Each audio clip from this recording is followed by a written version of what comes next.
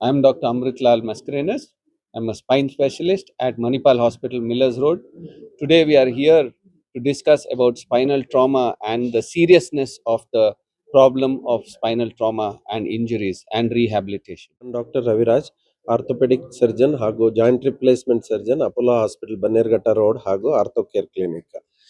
ಇವತ್ತು ಇಲ್ಲಿ ನಾವು ಸೇರಿರೋ ಉದ್ದೇಶ ಅಂದ್ರೆ ಈ ಟ್ರಾಮಾ ಅಥವಾ ಆಕ್ಸಿಡೆಂಟ್ಸ್ ಅಥವಾ ಫ್ರಾಕ್ಚರ್ಸ್ ಬಗ್ಗೆ ಮಾತಾಡ್ಲಿಕ್ಕೆ, ಹಾಗೂ ಡಿಜನರೇಟಿವ್ ಡಿಸೀಸಸ್ ಹಾಗೂ ಆಸ್ಟಿಯೋಪೊರೋಸಿಸ್.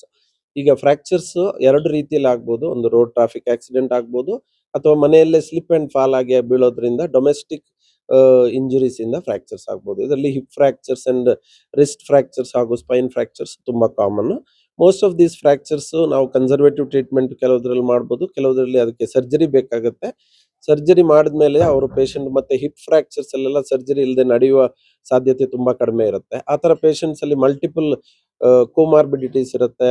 ಶುಗರ್, ಬಿ.ಪಿ ಅದನ್ನೆಲ್ಲ ನಾವು ಐಡೆಂಟಿಫೈ ಮಾಡಿ ಅದನ್ನೆಲ್ಲ ಟ್ರೀಟ್ ಮಾಡಿ ಅವ್ರನ್ನ ಪೇಷಂಟ್ನ ಆಪ್ಟಿಮೈಸ್ ಮಾಡಿ ಸರ್ಜರಿ ಮಾಡೋದ್ರಿಂದ ಅವ್ರನ್ನ ಮತ್ತೆ ನಾವು ನಡೆಯೋ ತರ ಮಾಡ್ಬೋದು. ಇದೇ ರೀತಿ ಯಂಗ್ ಪೇಷಂಟ್ಸ್ ಆಕ್ಸಿಡೆಂಟ್ ಅಲ್ಲೆಲ್ಲ ಫ್ರಾಕ್ಚರ್ಸ್ ಆಗಲಿ ಇಂಜುರೀಸ್ ಎಲ್ಲ ಇರುವ ಪೇಷಂಟ್ಸ್ಗೆ ನಾವು ಕೆಲವು ಸಲ ಸರ್ಜರಿ ಮಾಡಿ ಆ ಫ್ರಾಕ್ಚರ್ಸ್ನೆಲ್ಲ ಫಿಕ್ಸ್ ಮಾಡಿ ಅವ್ರನ್ನ ಮತ್ತೆ ಹೋಗೋ ಹಾಗೆ, ಪುನಃ ಅವರ ಆಕ್ಟಿವಿಟಿ ಲೆವೆಲ್ಗೆ ಹೋಗೋ ಹಾಗೆ ಮಾಡ್ಬೋದು. ಅದೇ ರೀತಿ ಆಸ್ಟಿಯೋಪೊರೋಸಿಸ್ ಡಿಕ್ರೀಸ್ ಬೋನ್ ಸ್ಟ್ರೆಂತ್ ಹಾಗೂ ಡಿಜನರೇಷನ್ ಅಂತ ಹೇಳ್ತೀವಿ. ಇದರಲ್ಲಿ ಬೋನ್ ಸ್ಟ್ರೆಂತ್ ನ ಇಂಪ್ರೂವ್ ಮಾಡೋದಾಗ್ಲಿ, ಅಥವಾ degenerative diseases of the joint, ನೀ ರಿಪ್ಲೇಸ್ಮೆಂಟ್ ಅಥವಾ ಈ ರೋಬೋಟಿಕ್ ಸರ್ಜರಿ ಮಾಡೋ ಮೂಲಕ ಅವರ ಮೊಬಿಲಿಟಿ ಮತ್ತೆ ಪೇಯ್ನ್ ನ ಕಡಿಮೆ ಮಾಡಿ ಅವ್ರನ್ನ ಮತ್ತೆ ಅವರ ಆಕ್ಟಿವಿಟಿ ಲೆವೆಲ್ಗೆ ಪುನಃ ಹೋಗೋ ತರ ಮಾಡೋದಕ್ಕೆ ಈಗ ಇರುವ ನಮ್ಮ ಎಕ್ಸ್ಪೀರಿಯನ್ಸ್ ಮತ್ತು ಟೆಕ್ನಾಲಜಿ ಜೊತೆಗೆ ಇದು ಸಾಧ್ಯವಾಗುತ್ತೆ ಅಂತ ಹೇಳಲಿಕ್ಕೆ, ಇದ್ರ ಬಗ್ಗೆ ಒಂದು ಅರಿವು ಮೂಡಿಸ್ಲಿಕ್ಕೆ ಹಾಗೂ ಜನರಿಗೆ ಇದ್ರ ಬಗ್ಗೆ ಮಾಹಿತಿ ನೀಡೋಕ್ಕೋಸ್ಕರ ನಾವು ಈ ಪ್ರೆಸ್ ಕಾನ್ಫರೆನ್ಸ್ ನ ಮಾಡ್ತಾ ಇದ್ದೇವೆ. Dr. Raghu Nagaraj, Director of Orthopedics, Orthoscopy and Joint Replacement Specialist, Kaveri Hospitals and Orthomed Clinic.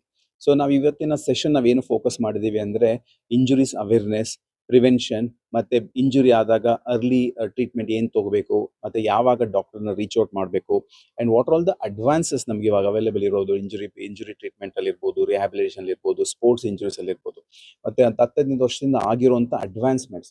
ಮುಂಚೆ ಸ್ಪೋರ್ಟ್ಸ್ ಇಂಜುರೀಸ್ ಅಂದರೆ ಪ್ಲಾಸ್ಟರ್ ಹಾಕಿ ಬಿಟ್ಬಿಡ್ತಾ ಇದ್ವಿ. ಸೊ ಹಾಗಾಗಿ ಅಥ್ಲೀಟ್ ಕಾಲು ಗಟ್ಟಿ ಮಾಡಿಕೊಂಡು ಸ್ಪೋರ್ಟ್ಸ್ ಆಡೋಕ್ಕಾಗ್ತಾ ಇರಲ್ಲ. ಬಟ್ ಈಗ 15 ಇಯರ್ಸಲ್ಲಿ ಈ ಆರ್ಥೋಸ್ಕೋಪಿ ಮತ್ತು ಸ್ಪೋರ್ಟ್ಸ್ ಇಂಜುರಿ ಟ್ರೀಟ್ಮೆಂಟ್ ಎಷ್ಟು ಅಡ್ವಾನ್ಸ್ಮೆಂಟ್ ಆಗಿದೆ ಅಂದರೆ ಅಥ್ಲೀಟ್ ಯಾವುದೇ ಥರ ಇಂಜುರಿ ಇರ್ಬೋದು, ಸಿಂಪಲ್ ಕೀ ಹೋಲಲ್ಲಿ ನಾವು ಅದನ್ನು ಗುಣಪಡಿಸ್ಬೋದು.